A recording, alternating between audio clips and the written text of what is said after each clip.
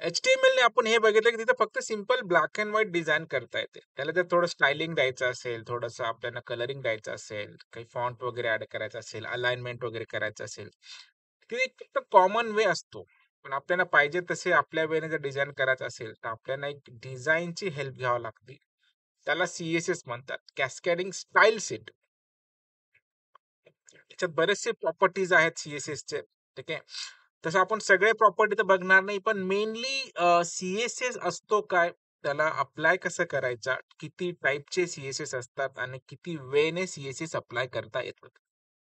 Okay. त्या गोष्टी बघायच्या आपल्याला. CSS म्हणजे कॅस्केडिंग स्टाईल शीट, ज्याला आपल्याला डिझायनिंग अँड फॉर्मॅटिंगसाठी आपण वापरतो. पहिली गोष्ट. 3 टाइपचे CSS आहेत. एक तर internal CSS, external CSS and inline CSS. Okay. ते आपण तिघही बघणार आहे. कुठल्या वेळेने, कोणत्या वेळेस कुठलं वापरायचं तेही तुम्हाला समजेल.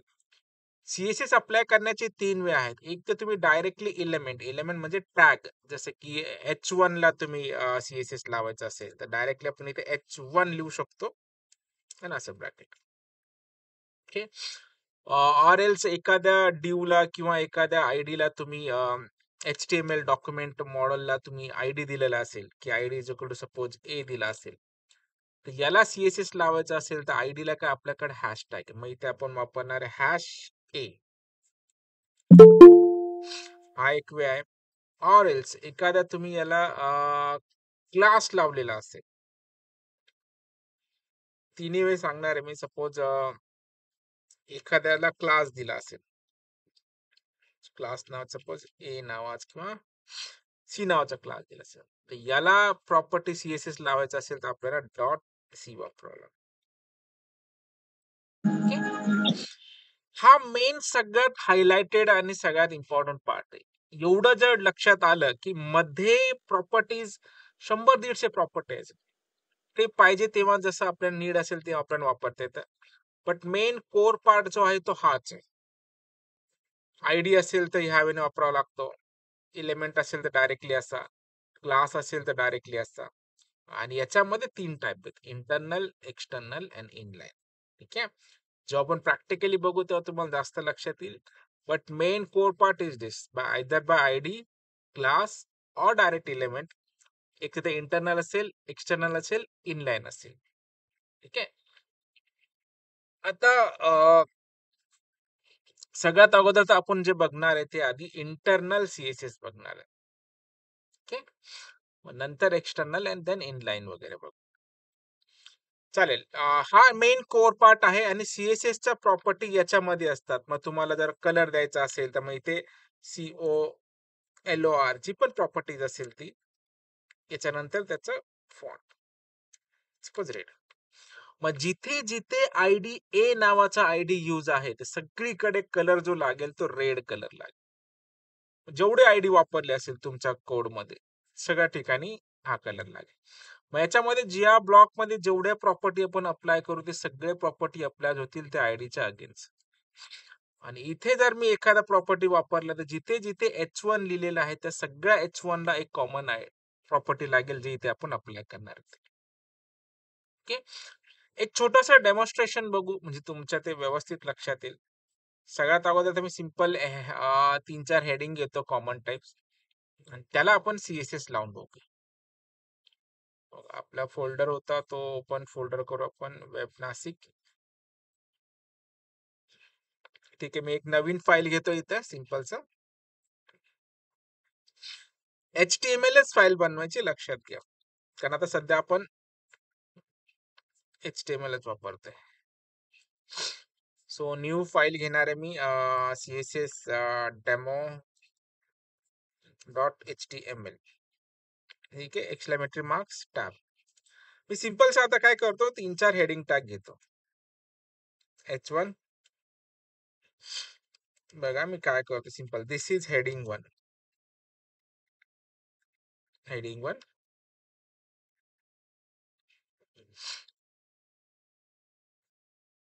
सगळे H1च घेतो मी जास्त लक्षात येण्यासाठी. H1, H2, H3. Okay. Heading 1, heading 2, heading 3 आणि हेडिंग 4.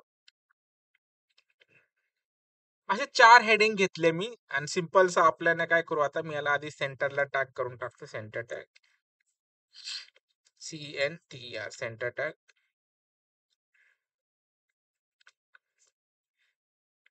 म्हणजे हा पूर्ण ब्लॉग आपल्या सेंटरला आहे.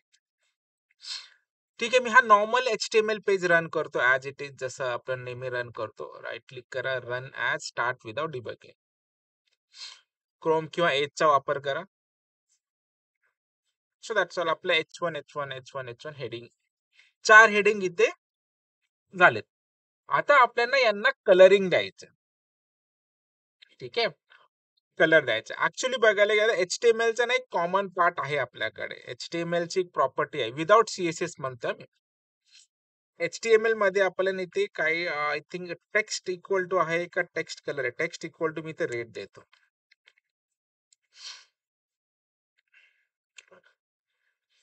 ही कॉमन प्रॉपर्टी आणि याच्यामध्ये मेन म्हणजे तुम्ही याच्यात H1 लिहा, पॅराग्राफ लिहा, कुठलाही टॅग लिहा म्हणजे सगळ्याचा सगळा टेक्स्ट तो रेड कलर मध्ये येईल. तुम्हाला वेगवेगळा कलर देता येणार नाही.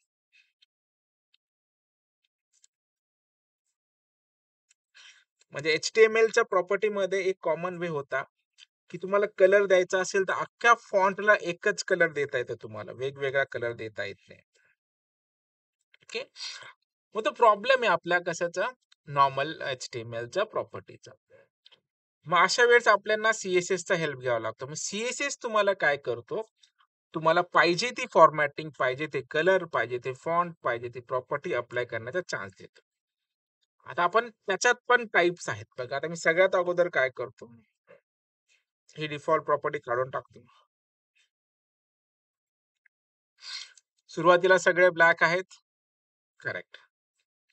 आता CSS अप्लाय करायचा असेल, तर इथे हेडिंग टॅग मध्ये जाऊन आपल्याला एक स्टाईल टॅग लिहावा लागतो.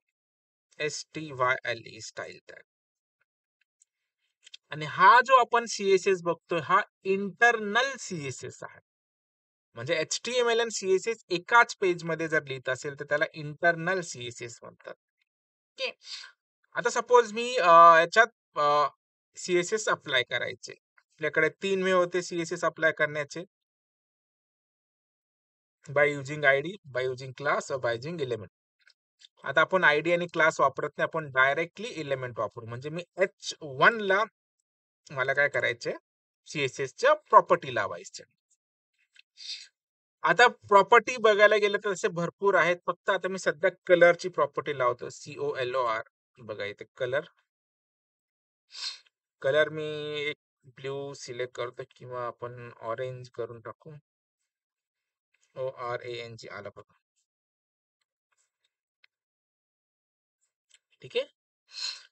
आता H1 ला आपण ऑरेंज दिलाय म्हणजे जेवढे H1 असतील पॅराग्राफ किंवा पूर्ण HTML मध्ये ते सगळ्यांना कुठलं फॉन्ट लागेल? ऑरेंज नावाचं.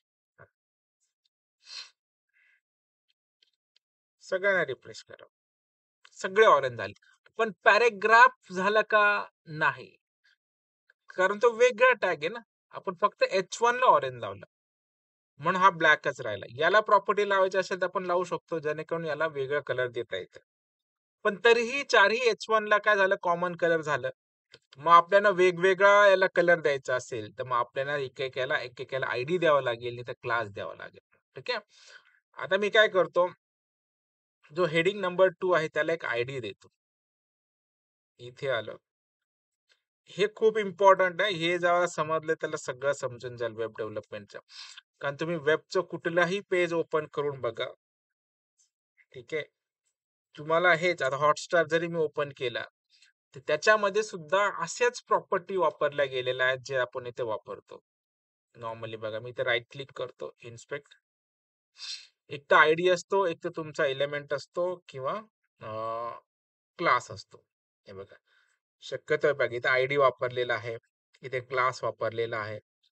आयडी क्लास याच्याशिवाय ऑप्शनच नाही वर्ल्ड वाईडमध्ये. त्याच्यामुळे 3 वे तुम्हाला माहिती झाले पाहिजे. जसे की आता आपण कॉमन वे वापरल्यामुळे आपलं काय झालंय, सगळ्यांना एकच कलर लागलाय. आता मी HT ला जाऊन सेकंड हेडिंग टॅग आहे इथे. मी याला आयडी देतोय.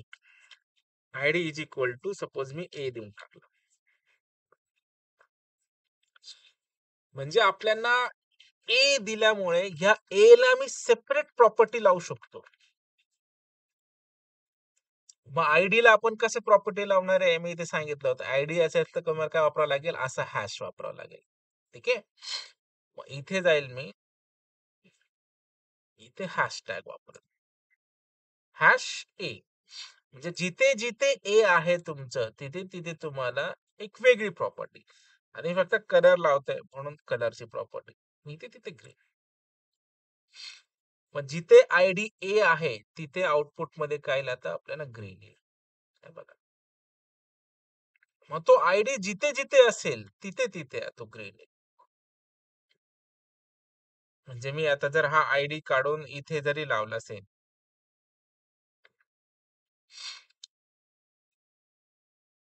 तरी त्याची प्रॉपर्टी काय होणार आहे? ग्रीन होणार आहे.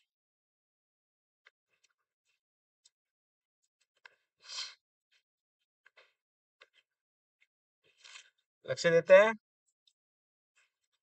समजतंय काय करतोय आपण? हो सर. Simple proper. आता थर्ड एक पार्ट आहे. तो म्हणजे काय तुमचा क्लास. आता आपल्याला वाटलं, की आता क्लास कसा लिहायचा? मग इथे जाऊन आपल्याला एक क्लास लिहायचा आहे. हे 3च गोष्टी. हे आयडी खूप इम्पोर्टंट आहे. जावास्क्रिप्ट शिकताना तुम्हाला आयडी लागेल. कारण हे बघा एच-टी-एम-एल मध्ये जर त्याला डायनामिक करायचं असेल, तर त्याला आयडेंटिफाय करण्यासाठी आपल्याकडे 2च ऑप्शन असतात. एक तर आयडी असतो किंवा क्लास असतो. सिंपल सांगायचं झालं तर तुमच्या कॉलेजमध्ये येऊन तुम्हाला जर शोधायचं असेल, तुम्हाला नावाने नाही शोधता येणार. नावाने खूप जण असू शकतात. पण त्यांनी जर डायरेक्टली सांगितलं, की हे एम-सी-ए फर्स्ट इयरला आहे. थोडं सोपं पडतं. मग त्यातल्या त्यात त्याने जर आयडी जरी सांगून दिला, की तर रोल नंबर त्याचा 1 आहे किंवा 3 आहे, तर अजून सोपं पडतं. तसंच हा पार्ट आहे. तुम्ही जावास्क्रिप्ट वापरत असाल किंवा सी-एस-एस वापरत असाल, की पूर्ण एवढं एच-टी-एम-एलच्या हजारो कंटेंटमध्ये तुम्हाला आयडेंटिफाय कसं करायचं?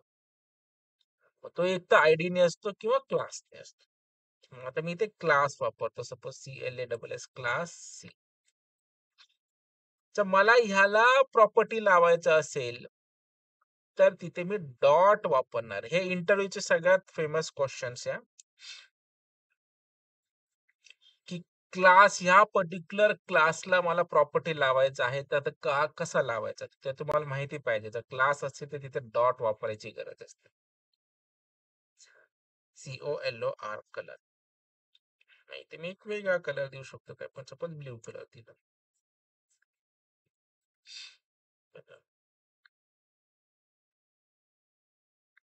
ब्लू कलर आला.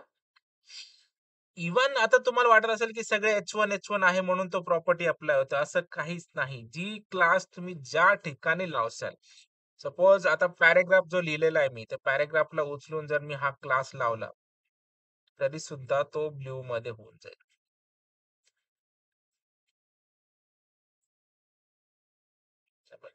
झालं ब्लू? जर मला वाटतं की तिथे क्लास नाही, मला तिथे आयडी लावायचं आहे. आयडी इज इक्वल टू ए लावला. ए ला आपण काय दिलेलं आहे? ग्रीन. तर ग्रीन होऊन जाईल. लक्षात येतंय? तिन्ही गोष्टी लक्षात आल्या का? हो सर. ठीक आहे. खूप सिंपल आहे.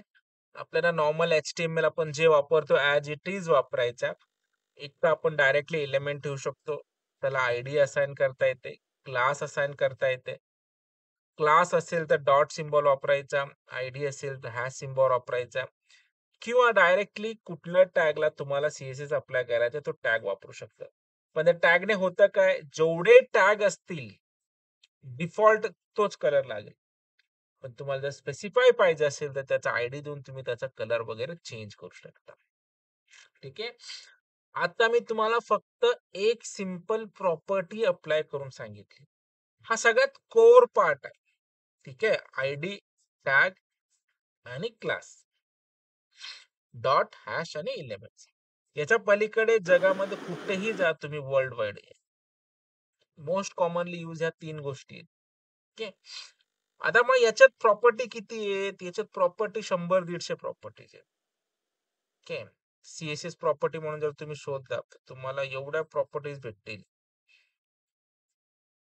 की आपल्याला ते अप्लाय करता करता टाइम चालला जाईल. हे बघा, एवढ्या प्रॉपर्टीज आहेत.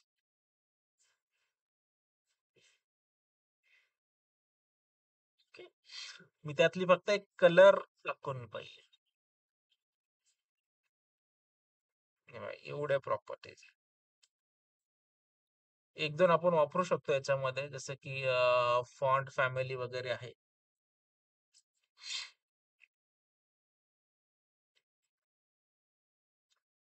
फॉन्ट साइज आहे, फॉन्ट फॅमिली बघा.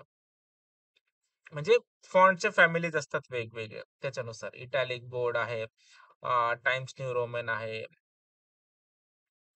ते प्रॉपर्टीज आपल्याला वापरता येतात.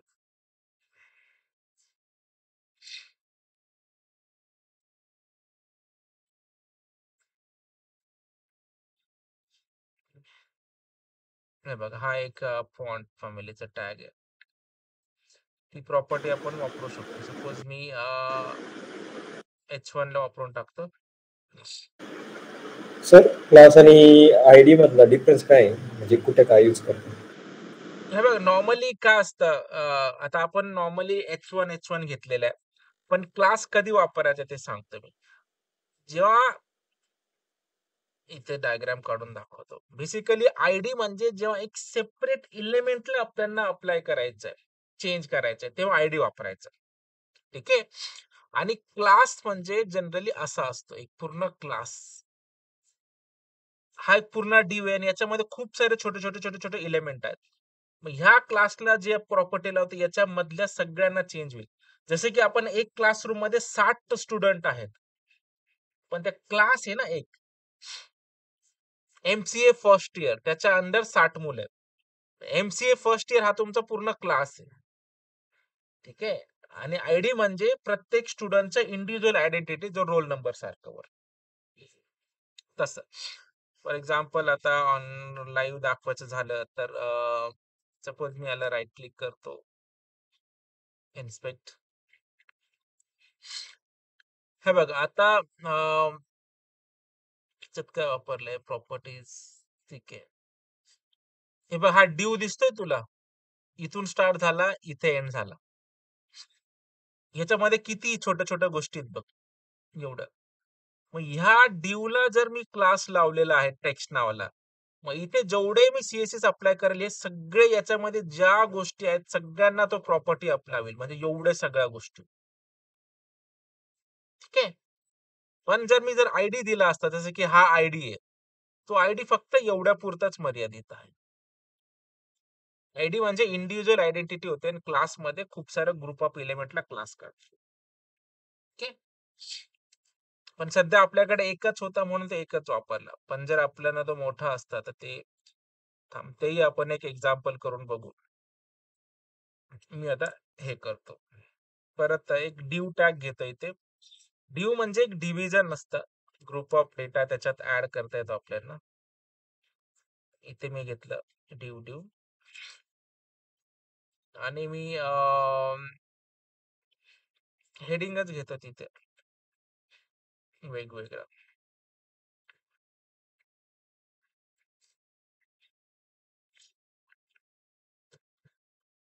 सिंपल याला रिफ्रेश करून टाक. ठीक आहे. आता हे असं का दिसतंय तुम्हाला विचित्र वाटलं असेल, कारण आपण H1 ला ना ती फॉन्ट फॅमिली लावली. इथे बघितलं तर तुम्ही वरती हे बघे,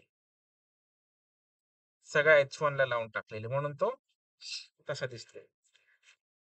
ठीक आहे, त्याचा काही इश्यू नाही. हा, तर इथे आपण हा ड्यू टॅग लावलेला आहे. ठीक आहे. आता मला ह्या प्रत्येक याचा कलर चेंज करायचा असेल तर मला प्रत्येकाला आयडी वगैरे द्यावं लागेल. पण तसं न करता मी काय करतो, आता एक क्लास क्रिएट करतो आणि त्या ड्यूला क्लास देतो. मी क्लास बघ ह्या ड्यू मध्ये देतो, क्लास डी. ठीक आहे. आणि इथे जाऊन मी वापरतो class, sorry, dot D S. CO colour, मी याला कलर ब्राऊन करतो.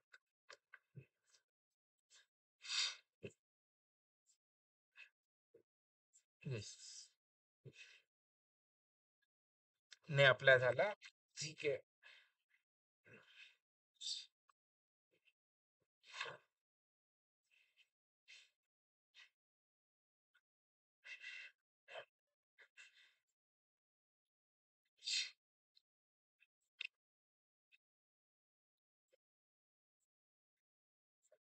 पूर्ण डिवला क्लास दिलाय ना आपण, क्लास डी.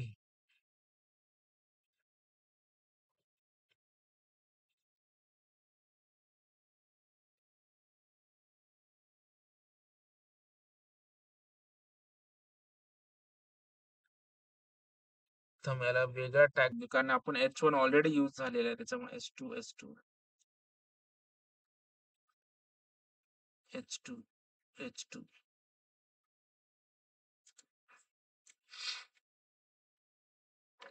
H2 टॅग दिले आपण त्या क्लासला. आता चेक करून बघू. तेच तेच तेच तेच तेच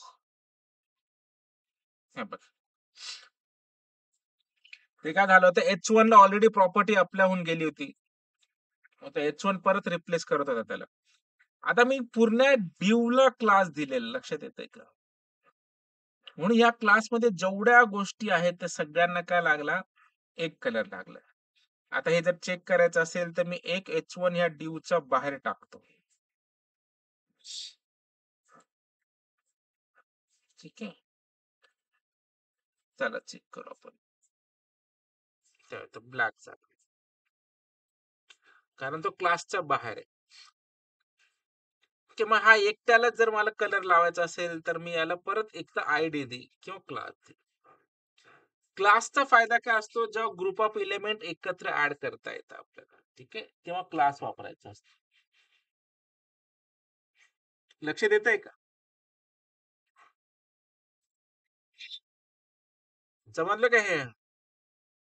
हो सर. सपोज आता आयडी आहे, तर मी या याला आयडी दिला बी, आणि आयडी ला अप्लाय करायचं असेल तर आपल्याला काय करावं लागतं, किंवा मी याला ए नावाचा आयडी देऊन टाकतो, कारण आपण ए ला ऑलरेडी कलर दिलेला.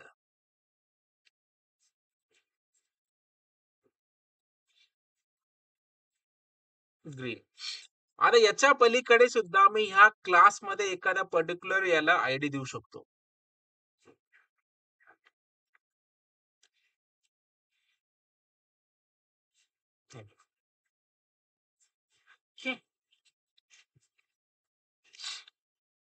तर हा एक इंटरेस्टिंग पार्ट आहे CSS चा.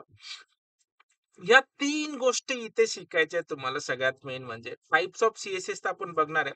आता सध्या जो आपण बघितला आहे तो जो CSS आहे तो इंटरनल CSS आहे. इंटरनल म्हणजे आपली CSS ची फाईल HTML मध्येच आहे. आपण स्टाईल टॅग लिहिला आहे, तर स्टाईल टॅग मध्ये आपण गोष्टी केलेल्या. 3 गोष्ट बघितल्या आपण. आयडी हॅश वापरायचा, क्लासला डॉट वापरायचा, आणि एलिमेंट डायरेक्टली आपण वापरता येतं. आणि तीनही गोष्टी आपण इम्प्लिमेंट करून बघितल्या. एक म्हणजे आयडी कसा अप्लाय करायचा, एलिमेंट कसा अप्लाय करायचा, आणि क्लास कसा अप्लाय करायचा. सध्या जर बघितलं तर आपण फक्त 3 प्रॉपर्टी 2-3च बघितल्या, पण 100-150 प्रॉपर्टीज आहेत, ते लक्षात घ्यायचं.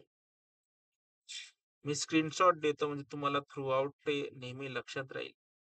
सॉरी.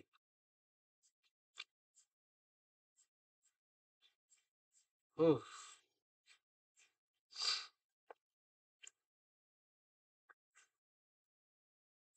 या तीनही गोष्टी लक्षात आल्या का? याच्या पलीकडे जास्त काही नाही. आपण पाहिजे ते प्रॉपर्टीज आपल्याला वापरता येतात, आणि ज्या ज्या प्रॉपर्टीज आपल्याला अप्लाय करायचे ते अप्लाय करता येतं. 1-2 फॉन्ट प्रॉपर्टीज मी अप्लाय करून दाखवतो, म्हणजे तुम्हाला ते कसं वापरायचं ते कळेल. हे बघा, इथे एवढ्या सगळ्या प्रॉपर्टीज आहेत. फॉन्ट स्टाईल वगैरे आहे, किंवा इथे बॉर्डर नावाची प्रॉपर्टी वगैरे वापरू शकतो आपण. हे बघा, बॉर्डर्स वगैरे दिलेले आहेत तिथे.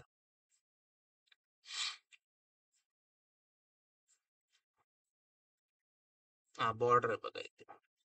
सिंपल क्लिक करा त्याला आणि बॉर्डरचं सिंटॅक्स आहे बघा इथे. Border border border border border colour view. आपण आपल्या तो डिवला देऊन टाकू तो.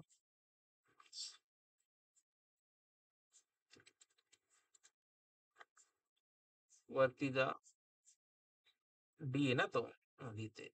हा पूर्ण डिवला. मी इथे बॉर्डर कलर पण देऊन टाकले.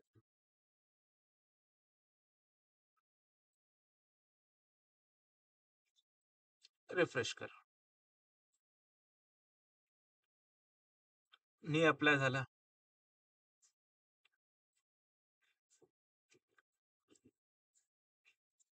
डॉट डी कुठं वापरलेलं आपण? डॉट डी यालाच वापरलं होतं. बॉर्डर कलर दिला आपण, पण बॉर्डर दिला नाही ना. BORDER. हा आधी बॉर्डर द्यावा लागेल. किती सेंटीमीटरचा, काय सेंटीमीटरचा? 1 पिक्सेल. मग त्या बॉर्डरचा कलर द्यावा लागेल. नाही,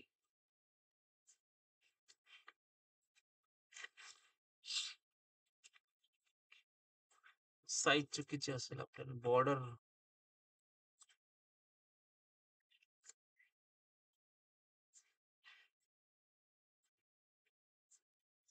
हा असं त्याची साईज आहे ऍक्च्युअली बघायला गेलं तर. 1 स्कॅप दिस.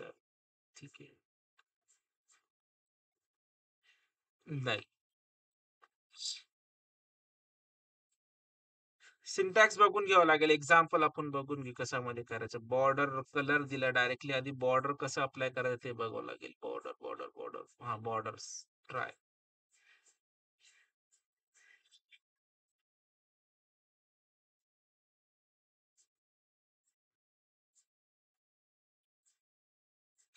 हे बघा इथे बॉर्डरची प्रॉपर्टी अशी आलेली आहे, पण त्यासाठी त्याने काय वापरलं? बॉर्डर हा हे असं वापरायचंय.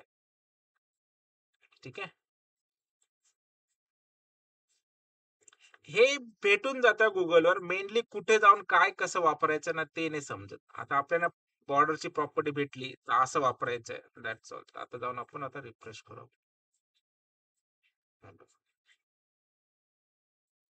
मेनली तुम्हाला 100-150 प्रॉपर्टीज भेटतील, पण कुठे जाऊन कुठली प्रॉपर्टी कोणत्या आयडीला, कोणत्या क्लासला, कोणत्या डिवला कुठे जाऊन रिप्लेस करायची त्याचं नॉलेज पाहिजे. आणि त्याच्यासाठी तुम्हाला ह्या 3 गोष्टी माहिती पाहिजे. आयडी, क्लास आणि डिव्स एलिमेंट्स. ठीक आहे. हा पण पार्ट आहे. याच्यानंतर अजून एक बॅकग्राऊंड कलर नावाची पण प्रॉपर्टी आहे. ठीक आहे.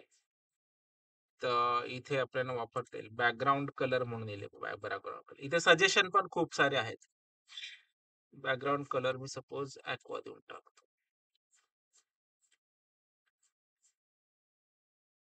Background colour. तर मग HTML आणि CSS चा कॉम्बिनेशनचा वापर करून तुम्ही इथे स्टॅटिक वेब पेज डिझाईन करू शकता. मी याच्यात जावास्क्रिप्ट पण सांगेल आणि बुटस्ट्रॅप थोडंसं स्टार्ट केलं होतं, पण बुटस्ट्रॅप पण सांगेल. तिघांचं कॉम्बिनेशन करून तुम्ही एवढं भारी प्रॉपर्टी बनवू शकतात. HTMLचं, CSSचं स्टॅटिक वेब पेज डिझाईन्स. तर खूप साऱ्या गोष्टी तुम्हाला करता येतात. ठीक आहे.